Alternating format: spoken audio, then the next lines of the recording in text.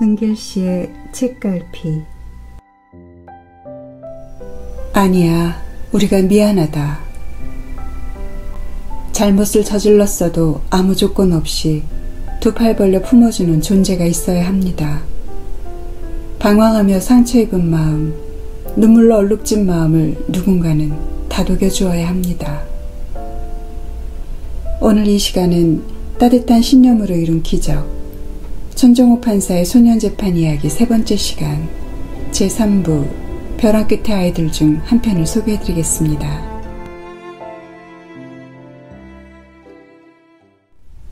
소년비행을 예방하기 위한 첫걸음은 가정과 가족관계의 회복에서부터 시작되어야 한다. 이는 병들고 지친 소년들을 치유하는 데 그 어떤 것보다 효과적이다. 하지만 어긋난 가족관계를 회복하는 것이 말처럼 쉬운 일은 아니다. 한번 깨진 관계와 무너진 신뢰가 회복되려면 깨어지고 무너져 있던 시간보다 몇 곱절 더 많은 시간과 노력이 필요하기 때문이다. 비행 자녀에 대해 진저리를 치며 시쳇말로 호적에서 파버리겠다라고 말하는 부모들이 종종 있다. 하지만 그 마음 깊은 곳에는 여전히 자식이 정신 차리기를 간절히 바라는 부모 지정이 숨어 있을 것이다. 부모와 자식의 연이 끊고 싶다고 해서 끊을 수 있는 것도 아니지만 무엇보다 그 분노와 원망의 이면에는 서로에 대한 두터운 애정이 담겨있기 때문이다. 그런데 요사이 만나는 법정 풍경은 꼭 그렇지만도 않은 것 같아 씁쓸해질 때가 많다. 17살인 영우는 아르바이트를 하던 PC방에서 돈을 훔쳤다는 이유로 소년재판을 받게 되었다. 절도죄로 이미 한 차례 기소유예 처분을 받은 전력에 있는 영우는 공무원인 아버지와 새어머니, 이복 동생과 함께 살고 있었고 친어머니와는 연락이 끊어진 상태였다. 영우에 대한 처분을 내리기 전 자료 수집을 위해 먼저 창원 청소년 비행예방센터에 상담조사를 받도록 하였다. 그런데 조사를 받던 영우가 또다시 상담교사의 돈을 훔쳐 달아났고 재판에도 출석하지 않은 채 일탈을 계속했다. 절도 사건의 재판이 영우의 불출석으로 공전을 거듭하는 가운데 영우가 다시 오토바이를 훔쳐 무면허로 운전하다 붙잡히는 바람에 소년재판을 받게 되었다. 결국 영우는 2011년 10월 법정에 나타났다. 영우에 대한 조사를 마저 진행하는 한편 반성의 시간을 갖도록 하기 위해 소년분류심사원에 임시 위탁하는 결정을 내리고 심리기일을 연기했다. 얼마 후 임시 위탁되어 있던 영우에 대한 심리가 열렸다. 그런데 뜻밖에도 영우의 부모가 국선보조인을 통해 아이를 소년원으로 보내거나 청소년 회복센터에라도 위탁하기를 바란다는 요청을 해왔다.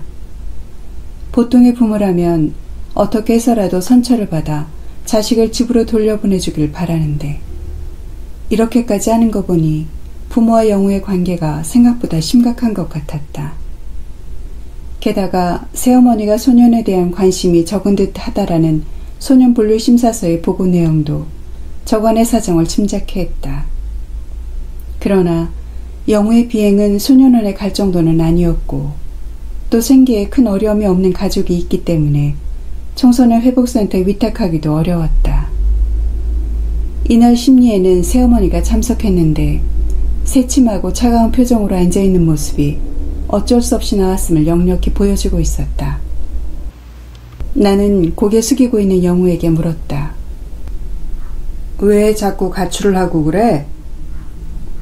독립하기 위해서 그랬습니다. 왜 독립이 하고 싶었는데? 영우는 대답하지 않았다. 독립한다는 게 겨우 도둑질이야? 잘못했습니다. 위탁 생활해보니 어때? 처음엔 힘들었는데 좋은 기회가 된 것 같습니다. 반성도 많이 하고 장래에 대한 생각도 하게 되고 언제까지나 이렇게 살 수 없다는 생각도 들고. 집으로 돌아가고 싶어? 예, 그렇습니다. 이 말에 뒷자리에 앉아있던 영우의 새어머니가 무슨 말을 하려는 듯 몸을 움직였다. 나는 모르는 척하고 말을 이었다. 집으로 돌려보내면 또 가출하고 그럴 거 아니야? 아닙니다. 절대로 그러지 않겠습니다. 그 말을 어떻게 믿어? 지금은 잘하겠다고 해놓고 다시 가출하고 도둑질하고 말썽 피우고 그럴 거 아니야? 그럴 거라면 소년원이나 청소년 회복센터에 가는 게 좋지 않아? 나는 다짐을 받기 위해 짐짓 호통을 쳤다. 아닙니다. 절대로 가출하지도 말썽을 부리지도 않겠습니다. 영우는 다급하게 대답했다. 수년간 많은 비행소년들의 심리를 열고 재판을 해왔기에 아이들이 진실을 말하는지 상황을 벗어나기 위한 방편으로 거짓말을 하는지 어느 정도 구별이 가능한 편인데 영우는 진심을 말하고 있는 것 같았다. 그런데 그 말을 듣고 있는 새어머니의 표정은 여전히 새침한 데다 몹시 불편해 보이기까지 했다. 무언가 할 말이 있는 듯 가끔씩 몸을 움찔거렸지만 법정의 권위적인 분위기에 눌려 참고 있는 것 같았다. 영우가 부모와의 관계를 회복하지 못하면 가출과 재비행은 불보듯 뻔한 일이었기에 영우를 집으로 돌려보내기 전에 새어머니와의 관계를 조금이라도 풀어줘야겠다는 생각이 들었다. 영우가 비행과 일탈을 반복하는 원인에는 부모의 책임이 없다고 할 수 없겠지만 어쨌든 비행을 저지른 영우의 잘못이 더 크기에 영우에게 새어머니 앞에 꿇어앉아서 어머니 잘못했습니다. 다시는 그러지 않겠습니다를 10번 외치게 하였다. 사람들은 누구나 불완전하기 때문에 실수를 저지르게 마련이다. 그러나 잘못이 있을 때 미안합니다 또는 죄송합니다라는 말을 억지로라도 하게 되면 관계와 소통에 적지 않은 도움이 된다. 또 스스로 그런 말을 반복하다 보면 남의 탓을 하는 대신 자기 성찰을 하게 되므로 그 지혜를 벗삼아 언젠가 인생 행로에서 만나게 될지도 모를 광풍을 무사히 넘길 수도 있다. 영우는 새어머니 앞에 꿇어앉았다. 어머니, 잘못했습니다. 다시는 그러지 않겠습니다. 스스로 우러나온 것이 아니라 시켜서 하는 것이기에 처음엔 다소 어색한 듯 보였지만 서너 번 외친 후부터 영우는 흐느끼기 시작했다. 어머니, 잘못했습니다. 다시는 그러지 않겠습니다. 하지만 영우의 눈물 어린 사죄에도 불구하고 새어머니의 표정에는 변함이 없었다. 잘못했습니다라는 말만으로는 차갑게 다친 새어머니의 마음을 열 수는 없었던 것이다. 그래서 다시 영우에게 어머니 사랑합니다를 10번 외치게 하였다. 사랑합니다라는 말은 생명의 묘약과도 같은 말이다. 또 사랑이 없다면 인간의 삶은 너무 삭막할 것이고 인간다운 삶을 영위할 수 없을지도 모른다. 그 말 안에는 미움으로 딱딱하게 굳어진 마음을 풀어주고 실망으로 냉랭해진 마음을 녹여 다시 살게 만드는 힘이 들어있다. 그래서 나는 소년들에게 사랑합니다라는 말을 자주 시킨다. 영우는 다시 시작하였다. 어머니, 사랑합니다. 진심이 담긴 오열에 법정 안의 사람들은 눈물 지었지만 새어머니는 곤혹스럽다는 표정 외에 별다른 반응을 보이지 않았다. 무엇이 이토록 새어머니의 마음을 닫게 했는지 참으로 안타까웠다. 그래서 다시 영우에게 말했다. 영우야, 가서 어머니 안아드려라. 어머니, 영우가 진심으로 반성했으니 받아주시고 안아주세요. 영우는 포옹을 하고서도 계속 울었다. 하지만 새어머니는 이런 상황이 어색하고 불편한 듯 엉거주춤하게 영우의 어깨만 형식적으로 끌어안을 뿐이었다.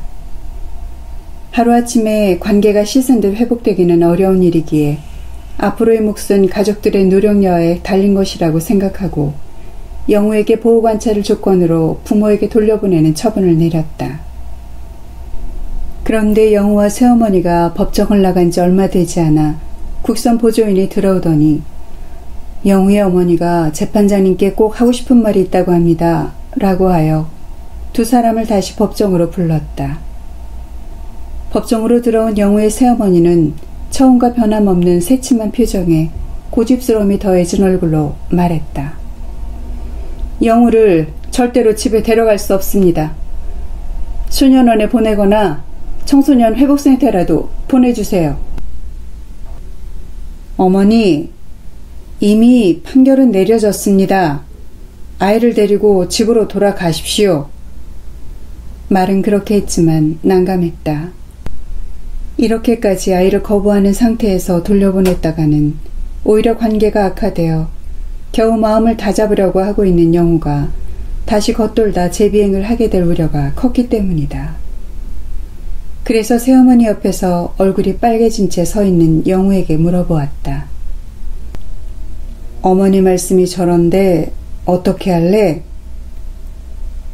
제가 맹세를 했는데 어기겠습니까? 집으로 돌아가 생활을 잘하겠습니다. 말은 이렇게 했지만 영우의 표정은 점점 굳어갔다.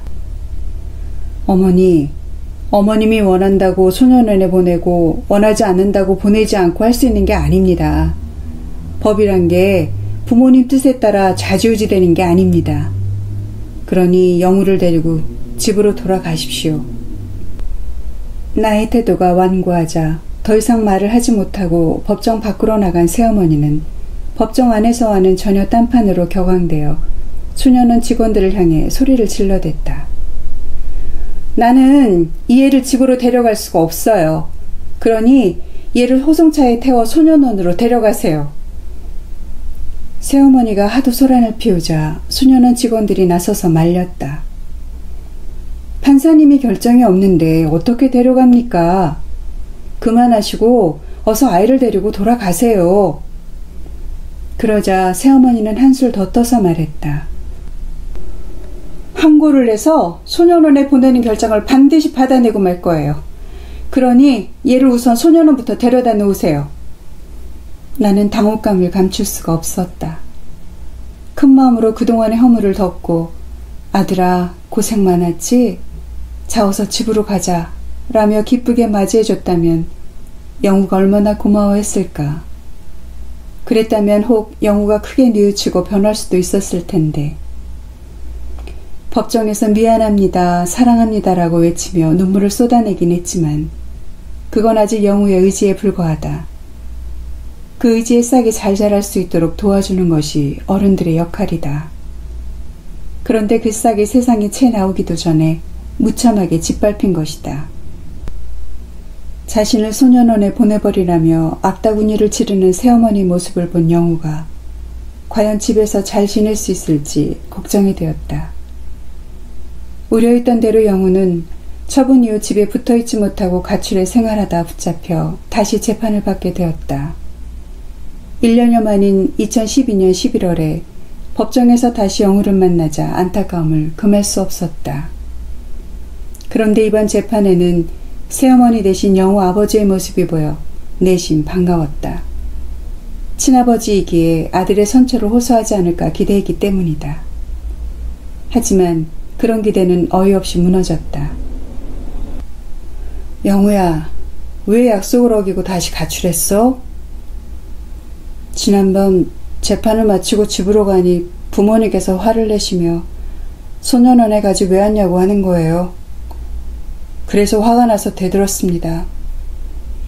판사님과 약속한 것이 있어 부모님 말씀 잘 듣고 지내려고 하는데 집으로 돌아간 첫날부터 부모님께서 그러시니 참을 수가 없었어요. 그래서 홧김에 소년원에 갈 테니 태워다 달라고 아버지께 말씀드렸습니다. 그랬더니 아버지께서 정말로 저를 차에 태워 창원 지방법원 앞에 내려놓더니 돌아가 버렸어요.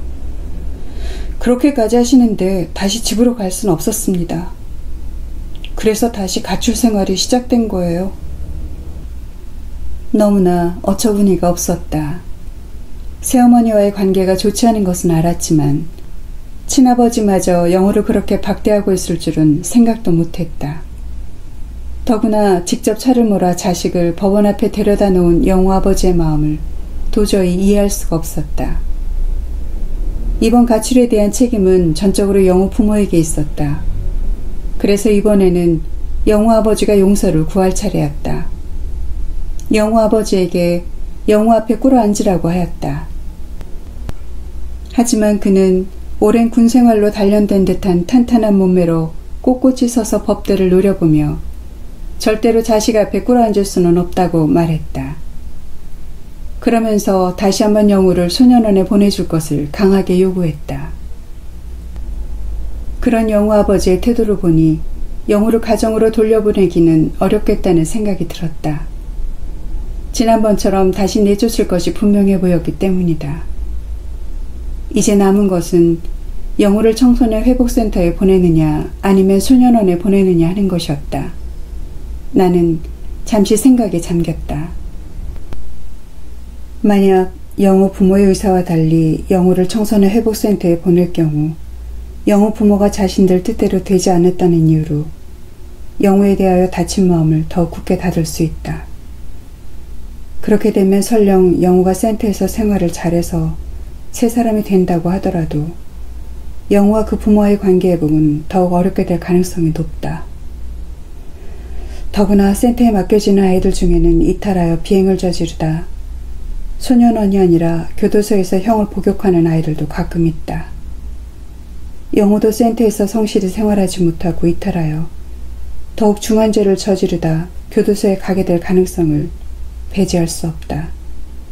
만약 그런 일이라도 발생하게 되면 영우 부모는 판사와 센터 관계자들을 원망할 뿐 아니라 영우를 지금보다 더욱 냉랭하게 대할지도 모른다.